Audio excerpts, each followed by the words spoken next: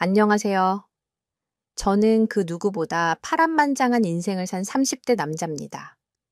사람 팔자 시간 문제라는 속담을 아시나요? 사람 인생은 앞날이 어떻게 될지 알 수 없어서 정말 순식간에 팔자가 바뀔 수 있다는 뜻인데요. 제 30여 년의 인생이 바로 이 속담 그 자체이죠.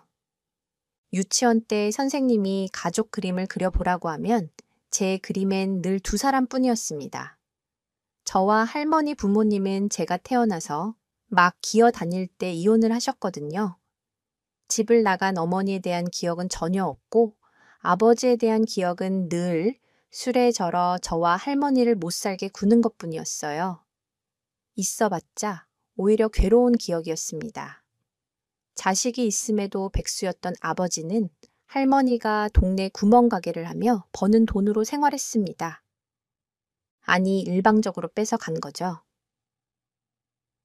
01. 할머니가 구멍가게 닫고 집에 들어오시면 돈 냄새 맡고 일어나서 할머니가 하루 종일 일해서 번 꼬깃꼬깃한 지폐들 몽땅 가지고 나갔죠. 초등학교에 들어가기 전이었어도 그 인간이 얼마나 쓰레기 같은 인간인지 알 수 있었습니다. 그 인간은 저와 할머니에게 손만 안 들었을 뿐 폭언은 기본이고 술 먹고 들어온 날이면 할머니는 혹시나 그 인간이 저를 깨워서 못 살게 굴까봐 잠도 못 주무셨어요. 생일에 친구들이 부모님과 외식을 하고 놀이동산에 놀러 가고 여행을 가는 건 제게는 너무 먼 이야기였습니다. 할머니는 언제나 그런 저를 안쓰러워 하셨죠. 01, 43, 7스. 제가 막 초등학교에 들어가서 맞이하는 어린이날을 하루 남기고 아버지란 작자는 그날도 할머니에게 구멍가게에서 번 돈을 내놓으라고 난동을 부렸죠. 근데 그날따라 할머니는 손님이 한 명도 없어서 한 푼도 없다고 하시더라고요. 왜 돈이 없어? 왜 온종일 구멍가게 앞에 퍼질러 앉아 있었으면서 한 푼도 못 벌었다는 게 말이 돼. 아이고, 오늘따라 파리만 날리더라. 있던 손님도 죄다. 외상 달아놓고 갔어. 그 외상값 들어오면 그때 줄게. 그때 이놈의 집구석 돈 한 푼도 없이 사람 피만 말리네. 아이고, 내 팔자야. 정말 성질 뻗쳐서 진짜 당장 그 돈으로 술을 먹으려던 아버지는 할머니께서 그날따라 단호하게 돈 없다. 잡아대니 아주 폐악질을 부리다가 본인 화에 못 이겨 집을 뛰쳐나갔습니다. 02, 42, 7스. 그 화풀이를 피해 단칸방 구석에 숨어 있던 전 차라리 아버지가 밖으로 나가서 다행이라고 생각했었죠. 근데 아버지가 나가고 한참 숨죽이고 계시던 할머니가 저한테 우시더니 조끼한 주머니에서 지폐 뭉치를 꺼내시는 겁니다. 할머니, 오늘 돈 못 벌었다고 했잖아. 느 애비가 홀랑 가져갈까봐 잡아댔지. 내일 어린이날이니까. 우리 승우 할미랑 어디 놀러 가자. 승우 좋아하는 치킨이랑 빈대떡 먹으러 갈까? 어린이날에 저에게 치킨이랑 피자를 사주기 위해 몇 시간 동안 아버지의 폐악질을 참고 견딘 우리 할머니. 그런 할머니의 보살핌과 사랑 때문에 솔직히 부모님이 다 계시는 친구들이 부럽지 않았어요. 그런 어린 저에게도 숨통 트이는 날이 오긴 했습니다. 03, 39, 7스. 알코올 중독 아버지가 삶을 비관한 건지 본인만 아는 우울증이 있던 건지 극단적인 선택을 하고 만 거죠. 아버지의 죽음에 제 숨통이 트였다는 게 솔직히 패륜적인 말로 들리시죠? 네, 압니다. 하지만 사실입니다. 아버지가 거의 치사량에 가까운 술을 먹고 한강에 투신했을 때 저는 자유의 몸이 된 겁니다. 분명 아버지는 언젠가 저와 할머니에게 손을 들었을 사람이었으니까요. 저는 할머니만 있다면 두려울 게 없었습니다. 할머니는 저의 아버지고 어머니고 저의 가장 친한 친구인 분이었으니까요. 할머니께서는 작게 치러진 아버지의 장례식에서 그나마 내 앞길 막기 전에 떠난 게 내 애비가 제일 잘한 짓이다. 04, 34. 칠스. 지 앞에 빚이라도 안 남겨서 다행이지 처음으로 애비 노릇 한 개야라고 말씀하셨죠. 그날 이후로 정말 세상엔 저와 할머니 단둘이 남았습니다.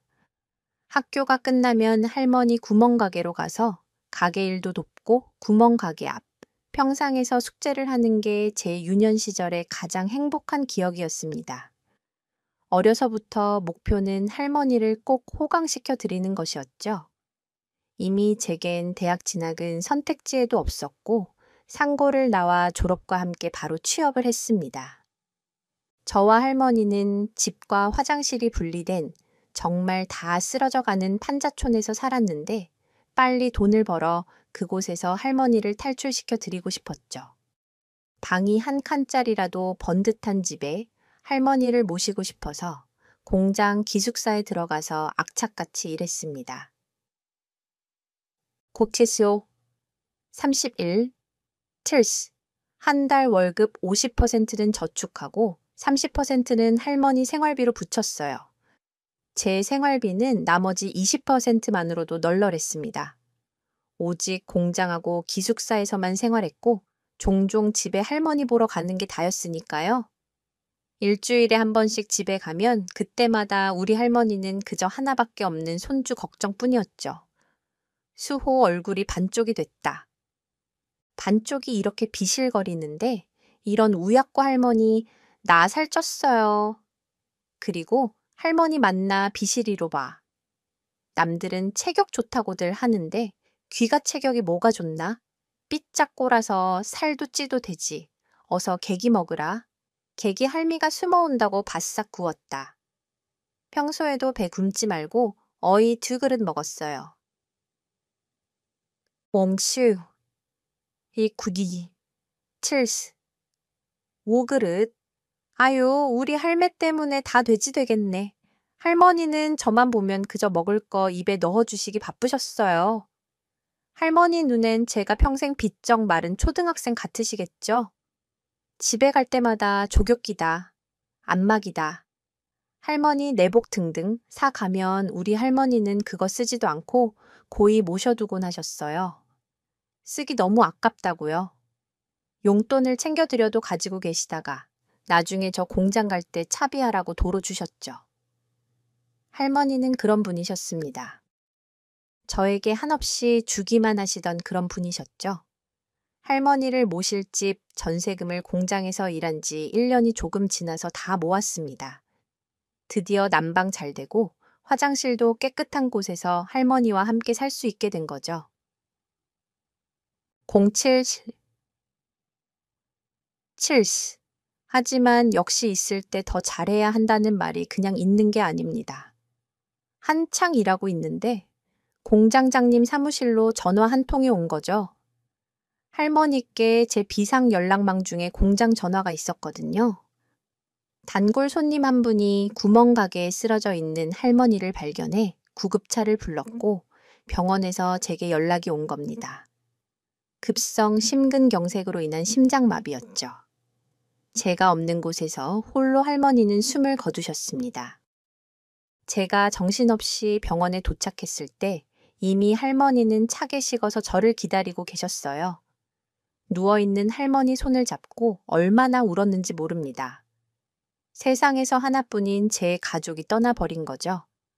할머니 장례식엔 동네 어른들 뿐이었습니다. 08 21 칠스. 그 조용한 장례식에서 할머니 영정사진 쳐다보며 술만 마셨어요. 마땅한 영정사진 찍어둔 것도 없어서 제가 태어나기 훨씬 전에 찍은 할머니 젊었을 때 사진으로 대신했네요. 우리 할머니 진짜 젊네. 차라리 저 때 결혼도 하지 말고 우리 아버지도 낳지 말아서 편하게 살지.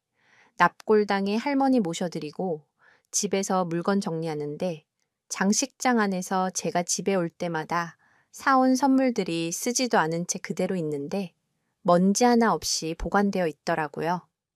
할머니가 아깝다고 쓰지도 않았으면서 먼지 쌓이는 건 매일 닦았구나 하는 생각에 정말 서럽게 울었습니다. 조금만 더 나랑 있다. 고구, 14, 7, 가지. 그럼 내가 번 돈으로 우리 할매, 이것보다 좋은 집에서 같이 살 수 있었을 텐데 뭐가 그렇게 급해서 빨리 가셨나? 매일 일하느라 바쁜 손주 미워서 먼저 가셨나? 하는 마음이 가슴에 사무쳐서 며칠은 제정신이 아니었습니다.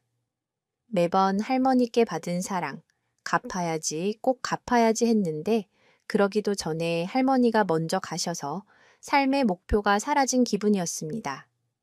이제 행복하게 해줄 사람도 없는데 살아서 뭐 하나 하는 안 좋은 생각도 했죠. 그렇다고 한심한 아버지 꼴은 죽어도 나기 싫어서 마음을 다잡았습니다. 할머니한테 받은 사랑 다른 사람한테 베풀자 하고요. 그때부터 양로원 봉사를 시작했습니다. 10, 9, 가족들이 찾아오지 않아 외로운 노인분들에게 말벗이 되어드리고 식사하는 거 도와드리고 거동 불편하시면 씻는 거 도와드리면서 제 알량한 죄책감도 함께 씻었죠.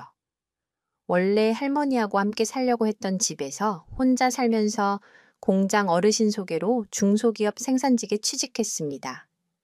평일엔 일하고 주말 양로원 봉사하면서 몇 년이 지났습니다. 그리고 그곳에서 제 아내를 만나게 됐죠. 아내는 초등학교 선생님으로 양로원에 종종 오는 학생 봉사단체 지도교사였습니다.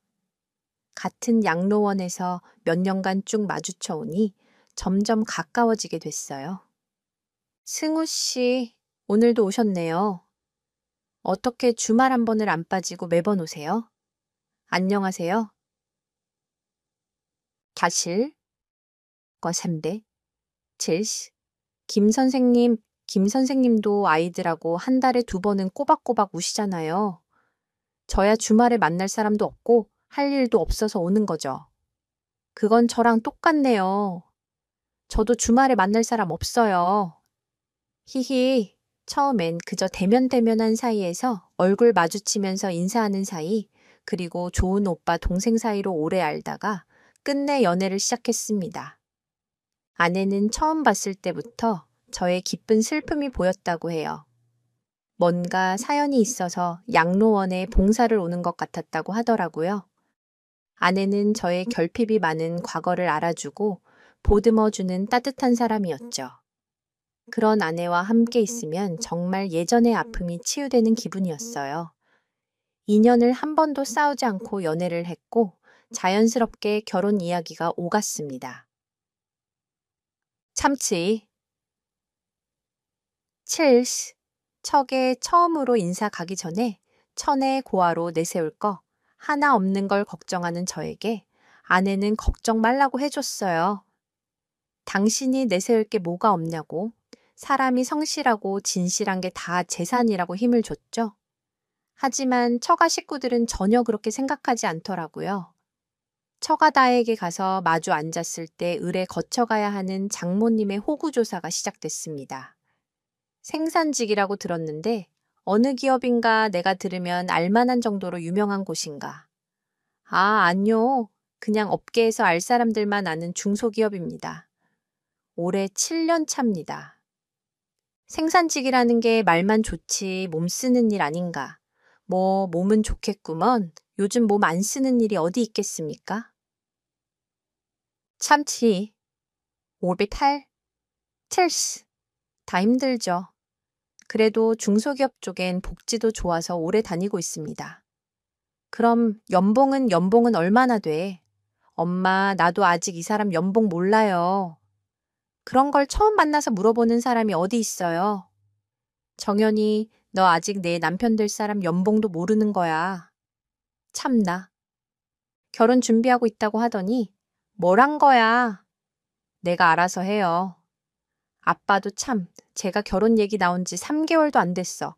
우리끼리 다 알아서 공유할 거예요. 애가 아주 헛똑똑이야. 헛똑똑이 그래. 그건 정연이 네가 먼저 알고 엄마한테 말하던지. 그럼 부모님은 뭐 하시고 재산은 대충 어느 정도인가? 2분 다 계시지. 드디어 올 게 왔다 싶었습니다. 13, 57. 7. 일부러 아내에겐 제 부모님에 대해서 먼저 이야기하지 말라고 부탁했었거든요. 아무래도 제가 직접 설명드리는 게 여러모로 나을 것 같아서요. 제가 할머니 손을 잡았습니다. 부모님은 제가 어렸을 때 이혼하셨고 아버지랑 살아서 어머니는 만나본 적 없고요. 아버지도 초등학생 때 돌아가셨습니다. 그래서 부모님 재산도 따로 없습니다. 그래도 다정하고 좋은 할머니 품에서 부족할 것 없이 자랐습니다. 제 한 목숨 톡톡히 해내는 어른으로 키워주신 할머니께 늘 감사하고 있고요. 저는 분명 진정성 있는 이야기로 장인어른과 장모님이 그래도 조금은 누그러지실 줄 알았는데 택도 없는 소리였습니다. 장인어른과 장모님 표정은 더욱 싸늘해져서 저 질문 이후로 더는 제게 묻지 않으시고 묵묵히 식사만 하셨어요. 14, 52, 7. 아내도 그런 분위기에 당황하고 저도 당황과 함께 상처도 조금 받았죠. 분명 전 정말로 할머니께 사랑받으며 부족할 것 없이 자랐다고 생각했는데 제가 사랑하는 여자의 부모님 눈에는 한참 떨어지는 사윗감이었던 겁니다. 각오는 했지만 입안이 쓴 건 어쩔 수 없더군요. 그렇게 첫인사가 싸늘한 분위기로 끝이 나고 아내는 혹시 결혼 허락 못 받을까? 노심초사하는 절 안심시켰어요. 본인이 부모님 잘 설득한다고요. 그러던 어느 날 제가 일하는 공장에 손님이 찾아왔습니다. 바로 장모님이었죠. 저 장모님 여긴 어떻게 오셨어요? 무슨 일 있나요? 일 그래 일이야 있지. 나 자네한테 부탁 좀 하러 왔어. 저한테 부탁이요. 책밥 뽀야. 다 직구. 7. 그래 내가 살다 이런 말 하게 될 줄 몰랐는데 자네 우리 정연이랑 헤어져 줬으면 좋겠어. 아니 헤어져.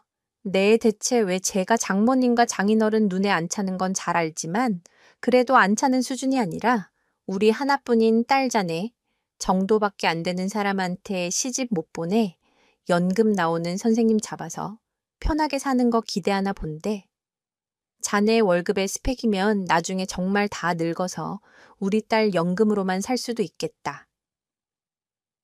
16교 17 7 싶어 지금 정연이가 자네하고 결혼 허락해달라고 나랑 우리 남편한테 얼마나 대드는 줄 알아? 정연이 평생 부모한테 말대답 한 번 안 했던 착한 딸이야. 근데 그런 애가 자네 때문에 변했다고 부모 자식 철륜 갈라서 아득바득 결혼하려고 하지 말고 이쯤에서 헤어져 내가 부탁할게. 응. 장모님의 가시 돋은 말은 모멸감에 아내와 헤어질 마음을 먹기에 충분했습니다.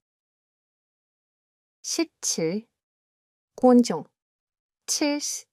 아내가 결혼 허락을 받기 위해 척에 무슨 말을 하고 어떻게 했는지는 모르겠지만 오히려 역효과를 낸 건지 장모님은 이 결혼을 정말 단단히 마음 먹고 반대하기 위해 우신 거였죠. 아내를 정말 사랑하고 좋은 여자라는 걸 알지만 여기서 제가 무릎을 꿇고 제발 결혼을 허락해 달라고 빈다면 절 소중하게 키워주신 할머니께 못할 짓이라고 생각했습니다. 소중한 손자가 비굴해지는 모습을 보여드리고 싶지 않았어요. 전 제가 아내에게 말하겠다. 헤어지겠다. 걱정 마시라고 말한 뒤에 미련 없이 뒤돌았습니다. 세상이 얼마나 좋아지고 편견이 어느 정도 사라진다고 해도 저 같은 사람에겐 아직도 차갑기만 했습니다. 그저 제 팔짝에 못 준다는 생각으로 퇴근 후에 아내에게 문자를 남겼죠. 17, 56, 7. 오늘 장모님 왔다 가셨다. 아무래도 우린 여기까지인 것 같다. 내가 정말 좋은 사람인 것만큼 나에게 과분한 것 같으니 헤어지자 이대로 끌다간 너도 나도 더 상처 입을 것 같아. 잘 지내. 내가 늘 행복하길 바랄게라고 문자를 남겼더니 정말 1분도 안 돼서 아내에게 전화가 왔습니다. 전 목소리를 들으면 마음이 약해질 것 같아 다 무시했죠. 하루 종일 부재중 전화만 30통이 넘고 다 읽지 못하는 문자 메시지만 몇백 통이 쌓여갔어요. 물론 장모님의 개입으로 헤어진 거긴 하지만 그래도 일방적인 제 파혼 통보에 아내는 절 잡기 위해 식음을 전폐했습니다. 제가 다시 연락하기 전까지 물도 못 마실 것 같다. 제발 만나서 얘기하자고 하는 문자 내용을 애써 못 본 척했습니다. 18, 51, 칠스. 나중엔 얼굴이 반쪽이 된 아내가 일하는 공장으로 찾아오고 집 앞까지 찾아오더군요. 공장에서는 동료에게 부탁해 집에 돌려보내고 집 앞에 왔을 땐 친구네 집으로 가서 자고 오곤 했네요. 아내도 저도 파혼의 여파로 하루하루 말라가는 것 같았어요. 그래도 어쩌겠습니까? 사람이 어쨌든 과거는 미뤄두고 살아가야죠. 그렇게 하루 이틀 지나 아내의 연락도 뜸해지기 시작했습니다. 역시 남녀 사이는 시간이 약인가 봐요. 고된 하루를 끝내고 집 근처 횟집에서 오징어 회랑 소주 한 병 사서 집에 가는 길, 멀리 제가 사는 오피스텔 앞에 누가 서 있는 게 보이더라고요. 여자같이 보여서 또 아내가 왔나 싶어 발걸음을 천천히 걸었습니다. 만약 아내면 그대로 발을 돌려 친구네 집에 신세를 져야 하니까요. 최뭉수 49 텔스. 근데 아내보다는 나이가 좀 있어 보이는 처음 보는 여자분이었습니다. 다행히 오늘은 내 집에서 쉴 수 있겠구나 싶어서 아무 생각 없이 오피스텔 현관으로 들어섰는데 그때 승우야 어딘지 낯익은 조심스런 목소리로 제 이름을 부르는 소리에 저절로 천천히 뒤돌았습니다. 오피스텔 앞을 지키고 있던 여자는 절 찾아온 사람이었던 거죠. 드라마에서만 있는 일 같다고 생각했어요. 현실은 다를 거라고 생각했는데 막상 저한테 이런 일이 일어나니 정말 말로는 표현 못할 기묘한 기분이었습니다. 어쩐지 어디서 본 듯한 얼굴의 여자는 제 얼굴을 보자마자 눈시울을 붉히더군요. 그걸 보고 아, 설마 에이 아니겠지. 무슨 드라마도 아니고 아닐 거야. 다시티 49 칠스 라고 저를 안심시켰어요. 애써 무덤덤한 목소리로 되물었습니다. 누구세요? 승우야, 내 엄마야. 세상에서 저랑 가장 먼 단어였습니다. 엄마, 내가 말도 떼기 전에 내 곁을 떠난 인간 말종 같은 인간에게 나를 남겨두고 떠난 엄마. 본인이 내 엄마라고 주장하는 사람 앞에서 무슨 말을 해야 할지 모르겠더라고요. 순간 뭐야? 어디서 사기치려고 온 거 아니야? 하는 의심까지 들었죠? 그날 전 가만히 그 내 엄마라고 하는 여자 얼굴을 빤히 보다가 그대로 오피스텔로 들어갔습니다. 집에 들어가서도 몇 시간 동안 불을 못 켰네요. 혹시 건물 밖에서 보고 있을까? 21 44 7cc 평생 만나고 싶다는 생각 요만큼도 안 해본 사람이 갑자기 나타나니까 정말 정신이 없더라고요. 다음날 일하는 내내 머릿속이 복잡했습니다. 자제 발주 실수를 얼마나 했는지 그런 저의 걱정에 부응이라도 하듯 그날 저녁에도 그 제 어머니라는 사람은 퇴근 시간에 맞춰 오피스텔 앞에 서 있었습니다. 이번엔 제 이름을 부르지도 못하고 그저 서글픈 눈으로 바라보고 있는 모습에 울컥 화가 나 제가 먼저 가서 물었죠. 왜 왔어요? 저한테 무슨 할 말이 있다고요? 일단 얘기 좀 할 수 있을까? 어디 조용한 곳에서 내가 할 말도 많아서 어디 30년이 넘게 묵혀온 그 할 말이라는 거 드러나 보자 하는 마음에 그 사람을 제 집에 들였습니다. 22 42 칠스 내가 이렇게 속이 좁은 사람이었나 싶게 물 한 잔만 대접했어요. 한동안 제가 앞에 놓은 물컵만 보던 사람은 분명히 제 얼굴과 비슷한 구석이 있었습니다. 확실히 기억이 안 날 사람의 얼굴을 마주쳤을 때 낯이 익었는지 이제야 알겠더라고요. 매번 거울 속에서만 보는 얼굴이 저 사람 얼굴에서도 보인 거죠. 뻔하긴 하지만 전 안 물어볼 수 없는 질문을 먼저 던졌습니다. 정말 내 엄마예요. 제가 말만으로 그걸 어떻게 믿겠어요? 뾰족하게 튀어나온 말에 그 사람은 허겁지겁 가방에서 서류를 하나 꺼내 제게 내밀었습니다. 제 출생증명서였죠. 그리고 옆에 본인의 주민등록증을 꺼내놓는데 확실히 부모 서명란과 같은 이름에 같은 주민번호가 적혀 있었습니다. 23, 39, 7. 내 앞에 정말 내 생모가 앉아 있구나 하는 확인을 하고 나니 이상하게 속이 답답해져 왔습니다. 빨리 그 답답한 마음을 떨쳐내고 싶어서 재촉했죠. 그래서 왜 오셨는데요? 태어나자마자 버린 자식 갑자기 찾을 이유가 뭐냐고요? 보다시피 저 돈 모아둔 것도 별로 없어요. 이 집도 20대 때 공장에서 번 돈으로 겨우 구한 전셋집이고요. 혹시나 급한 돈 필요해서 오신 거면 헛수고니까 그냥 돌아가세요. 아니야. 승우야. 그래서 온 게 정말 아니야. 그럼 뭔데요? 30년이란 긴 공백의 무게인지 그것만큼 무거워 보이는 입이 힘겹게 열렸습니다. 잘 지내 보여서 다행이다.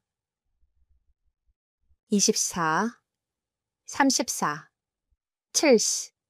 일도 하고 있는 것 같고 내가 내 출생증명서를 갖고 있어서 내 주소 알 수 있었어. 내 마음대로 찾아서 정말 미안하다. 그리고 어린 너를 두고 떠나서 정말 미안해. 승우야 끝내 눈물을 보이고 많은 어머니를 보니 답답했던 가슴은 더욱 숨 막혀 왔어요. 전 어머니 앞에 놓은 물을 들어 마셨어요. 탁 하고 물잔을 내려놓고 말했습니다. 미안해하실 거 없어요. 아버지란 인간 때문에 어린 시절 힘든 건 사실이지만 제 옆엔 할머니가 계셔서 별로 괴롭지 않았어요. 보다시피 어디 성한 구석 없이 잘 자랐고 남 부럽지 않게 제 일하면서 잘 지내고 있으니까 괜한 죄책감 때문에 찾아오시지 않아도 된다는 말입니다. 단지 15, 31, 7. 승우야, 나는 정말 미안해. 하지만 정말 그 집에서 더는 살 수가 없었어. 나랑 할머니는 살만해서 그 집구석에서 산 줄 아세요. 매일 술 마시고 물건 부수고 소리 지르는 아버지 눈피해서 옷장 속에 숨어서 자고 할머니는 그 앞에 앉아서 쪽잠 주무셨어요. 혹시나 아버지가 저 때릴까 봐. 할머니는 아버지가 술 마시면 잠도 못 주무셨다고요. 우린 그 인간 뒤지기 전까지 그렇게 살았다고요. 나는 그 인간한테 맞아서 네 동생도 유산했어. 이게 무슨 소린지 저한테 동생이 있었다고요. 그리고 어머니가 유산까지 했다니 처음 듣는 소리에 한순간 턱하고 말이 막혔습니다. 제가 입만 뻥긋거리는 걸 보고 어머니는 눈물을 닦으시며 말을 이어서 하셨죠. 29, 31, 7. 너 태어나고 1년 뒤에 네 동생 임신했는데 네 아버지란 사람은 돈 벌 생각 전혀 없이 그저 술 먹으러 다니기만 했어. 나라도 식당 뒤에서 설거지해서 내 기저귀값, 분유값 벌었지. 그렇게 하루 벌어. 하루 사는데 그 인간 술값, 내 노후라고 사람을 정말 딱 죽기 전까지 패더라. 돈 없으면 없다고 패고 돈 있으면 그거 내놓으라고 패고. 야비한 인간, 내가 임신한 거 뻔히 알면서 사람 배만 그렇게 차는 거야. 그래야 내가 손에 쥐고 있는 돈을 놓으니까 그러다가 어느 날 식당에서 일하다가 배가 너무 아파서 쓰러졌는데 그대로 유산했어. 27, 28, 7. 이러다가 나도 죽을 수 있겠다는 생각이 들어서 그 인간이랑 바로 이혼했다. 나 때린 증거는 얼마든지 있으니까 그 인간도 이혼 못한다고 뻗팅기지 못했지. 근데 이혼을 했어도 내가 뭐가 있니? 돈이 있어. 집이 있어. 순근 너를 데리고 가고 싶었는데 정말 내가 데려가면 널 더 고생시킬 것 같아서 어머니께 부탁드리고 나만 떠난 거란다. 정말 미안하다 승호야. 내 딴엔 너 생각해서 놓고 온 건데 정말 정말 미안해. 아이를 유산하고 이혼했을 때 어머니의 나이 30, 지금의 저보다 6살은 어린 나이였습니다. 28, 25, 7. 그렇게 어린 나이에 그 고생을 했던 걸 생각하니 원망과 야속한 만큼 연민도 커졌죠. 이혼하고 나가서 식당 일을 전전하고 다니다가 지금 같이 사는 사람을 만나 재혼했다고 해요. 재혼 후에도 애도 2명 낳아서 새 가정을 꾸렸는데 언젠가는 저를 찾아야겠다는 생각을 했다고 합니다. 하지만 재혼한 남편이 반대를 했던 거죠. 만일 저를 찾는다면 이혼할 각오를 하라고 엄포를 놨다는데 그걸 감수하면서까지 찾기 쉽지 않았다고 미안하다고 또 서럽게 울기 시작했습니다. 건설회사를 경영한다는 지금의 남편은 성격이 정말 세고 대쪽 같다고 해요. 그런 사람이 작년에 암 판정을 받았다고 하는데 그것 때문에 마음이 약해진 건지 옆에서 병수발 들던 어머니 손잡고 당신 아들 찾으라고 했다고 합니다. 29, 14, 7. 본인이 잘못되기 전에 어머니 소원 풀어주고 싶다고 아들 만나면 자기도 가족으로 받아들이겠다고 했다고 하더라고요. 그 지원받아서 절 찾아왔고 염치 없지만 다시 시작하고 싶다고요. 솔직히 당장 그 제안을 덥석 찾기엔 자존심이 허락하지 않긴 했어요.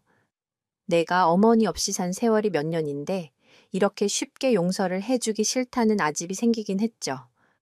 하지만 사람 마음이라는 게 정말 쉽더라고요. 예. 어머니의 다시 가족이 될 기회를 달라는 말에 울컥 눈물이 났습니다. 제가 정말 외로웠나 봐요. 정말 투정 같은 말이 막 나오더라고요.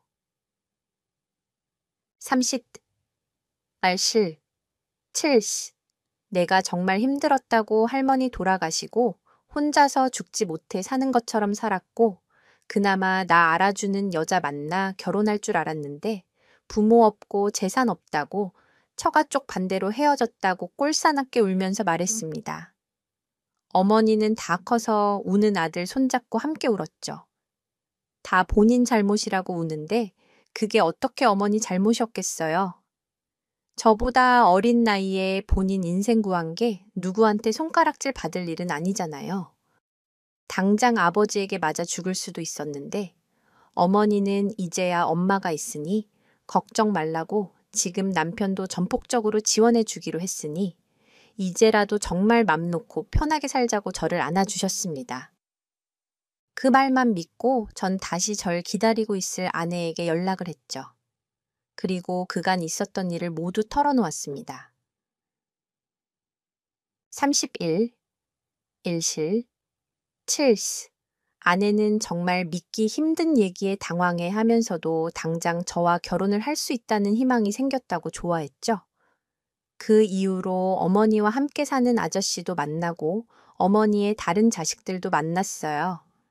서먹하긴 했어도 아저씨도 절 반겨주셨고 2딸들도 오빠가 생겼다고 어리둥절하면서도 실은 내색은 하지 않더라고요. 집까지 저를 초대해 주셨는데 가족이란 울타리가 있다는 걸 할머니가 돌아가시고 처음 느껴봤네요. 31, 43, 7. 순구야, 지금은 나도 애엄마도 어색하겠지만 시간이 지나면 괜찮을 거다. 내가 내 욕심이 애 엄마가 숨을 찾겠다는 걸 막아서 정말 미안하다. 난 이 사람이 너 찾으면 행여나 내 딸들한테 소홀해질까 봐. 그게 무서워서 그렇게 못난 결정을 한 거지. 내 이기적인 결정이 그간 널 외롭게 한 게 정말 미안하다. 그걸 다 치해할 순 없겠지만 혹시나 도움이 필요하면 우리도 내 가족이니 뭐든 말할렴. 네, 감사합니다. 승우야, 이제 아무 걱정 마. 우리가 널 지켜줄 거야. 어머니와 아저씨의 따뜻한 배려에 드디어 나도 어딘가 소속되어 있다는 안도감을 느꼈습니다. 32, 39, 7.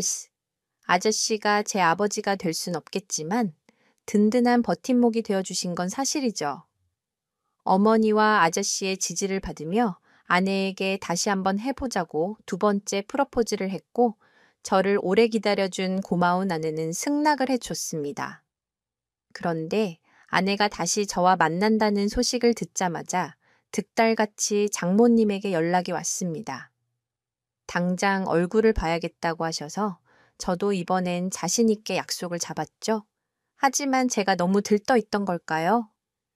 약속 장소에 나타난 절 보고 장모님은 냅다 제 얼굴을 손바닥으로 후려갈겼습니다. 그리고 하는 말이 글쎄 악에 바친 저주와 같더라고요. 너 내가 뭐라고 했어? 33, 27, 7, 너 같은 놈 사위로 못 받는다고 내 딸 곁에서 썩 꺼지라고 했지. 좋은 말로 해서 못 알아듣나 본데 부모 없어서 제대로 된 교육도 못 받은 반푼이 사위 우리 집안에 필요 없어. 다시 빌붙을 생각하지 말고 당장 다시 우리 정연이랑 헤어져 당장 제대로 맞았는지 귀에서 이명이 삐하고 울리는데 쩌렁쩌렁 울리는 장모님의 목소리는 이명을 뚫고 또렷하게 들리더군요. 하루아침에 없던 어머니도 생기고 능력 있는 뒷배도 생긴 전 더 이상 참을 수가 없어서 장모님께 방역했습니다. 누가 부모가 없습니까? 지금 막 잘한 것처럼 구는 건 장모님인 것 같은데요. 뭐야? 자네 지금 제정신인가? 네, 지금 제정신 아닌 건 부모 없다는 것만으로 사람 무시하는 장모님이에요. 세상이 어느 세상인데 그런 걸로 사람을 차별하십니까? 34, 26, 7. 너무 천박하다고 생각 안 하세요. 천박, 그리고 저 더 이상 고아 아닙니다. 부모님 없이도 성실하게 잘 살아서 그런지 하늘이 상을 내려주네요. 어렸을 때 헤어진 어머니가 저 찾아오셨어요. 저랑 다시 가족이 되고 싶다고요. 그래봤자 애 두고 떠난 별 볼 일 없는 여자일 텐데 그것만으로 다시 결혼 허락을 받을 수 있을 거라고 생각하나 지금 택도 없는 소리 하지 마. 또 틀리셨네요. 저희 어머니 능력 좋은 사람 만나서 재혼하셨어요. 그래서 이번에 저희 결혼도 전부 지원해 주시겠다고 하셨습니다. 남편분은 건설회사 경영하시는데 거래처 중에 웨딩업체도 있다고 그곳에서 하라고 하시네요. 그게 진짜가 지금 괜히 결혼 허락받으라고 거짓말하는 거 아니야. 35, 22, 7. 오늘 장모님 만나면 천천히 그간 있었던 일 설명하고 정중하게 다시 정연이와 결혼 허락해 달라고 하려고 했습니다. 그런데 다짜고짜 사람 뺨을 치고 정말 너무하시네요. 그래도 예의상 저도 허락 구하려고 했는데 이제 필요 없습니다.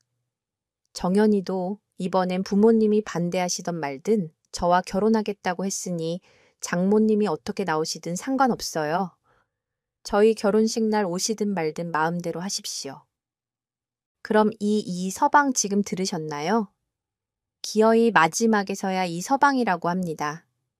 사람이 이렇게 갑자기 변해도 되는 건가요? 제가 어머니가 생기고 그 어머니가 능력 있고 돈 많은 사람이랑 결혼했다고 하자마자 손가락 뒤집듯 태세 전환하는 게 소름까지 끼쳤어요. 36, 애심규, 7. 아내는 제가 장모님께 선을 넘은 것 같다고 하며 이 이야기를 해주자 오히려 잘했다고 하더군요. 정말 이번엔 무슨 일이 있어도 당신이랑 결혼할 거고 말도 안 되는 이유로 사람 무시하고 결혼 반대한 본인 부모님은 더 당해야 한다고 하는데 제가 사랑하는 여자지만 정말 단호하더라고요. 이날 이후로 장모님은 제게 종종 연락을 하셔서 결혼할 때 필요한 건 없는지 물어보셨습니다. 저희 어머니를 사부인이라고 칭하면서 사부인 취향이 어떤지 캐물으셨죠. 뭘 갖다가 바치려는 건지 집요하게 묻길래 저희 어머니 필요한 건 다 가지고 있다고 하고 끊었네요. 그래도 결혼 전 형식상 한 번은 사돈 얼굴 한번 봐야 하는 거 아니냐는 저의 어머니의 권유로 꾸역꾸역 상견례를 했습니다. 아저씨께서는 본인도 나가고 싶다고 먼저 나서셨습니다. 37, 13, else. 지금 아저씨 딸 둘이 다 결혼 생각이 없다고 어쩌면 이게 처음이자 마지막인 상견례일 수 있다고 하시면서 말이죠. 그리고 상견례 날 전 정말 사람의 이중성에 깜짝 놀랐습니다. 장모님과 장인어른은 저희 어머니와 아저씨 앞에서 무려 부모 없어서 못 배웠다고 했던 저를 입이 마르도록 칭찬하는 게 아니겠어요. 우리 승우가 정말 착실하더라고요. 어려서부터 남들 철없이 학교 다닐 때 돈 벌어서 자취방 얻고 지금 일하는 곳도 그 전에 같이 일했던 사람이 승우를 잘 봐줘서 소개시켜준 자리라면서요. 어쩌면 아들을 이렇게 성실하게 잘 키웠는지 존경스럽습니다. 사부인? 아, 그래요. 저는 장모님한테 미움받았다고 들었는데 그게 아니었나 보네요. 저야 순교 어렸을 때 봐주지 못해서 순거 혼자서 노력해온 거죠.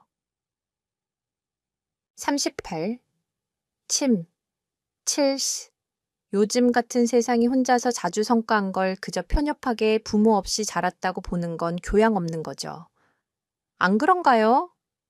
네, 맞습니다. 사부인 그렇죠. 순구야말로 정말 개천에서 용난 거 아닙니까? 그런데 사돈어른께서 무슨 사업을 하셨다고 했죠? 듣기로는 꽤 규모가 크다고 하던데 아빠 그만 좀 해요.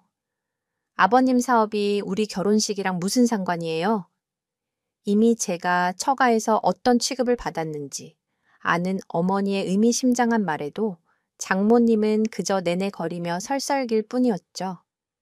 그 모습이 어찌나 가식적인지 씁쓸하기까지 했습니다. 장인어른은 그저 아저씨가 하는 사업에만 관심이 있어 보였죠. 그렇게 우여곡절을 겪어서 아내와 결혼에 골인했습니다. 39. 고. 틀스.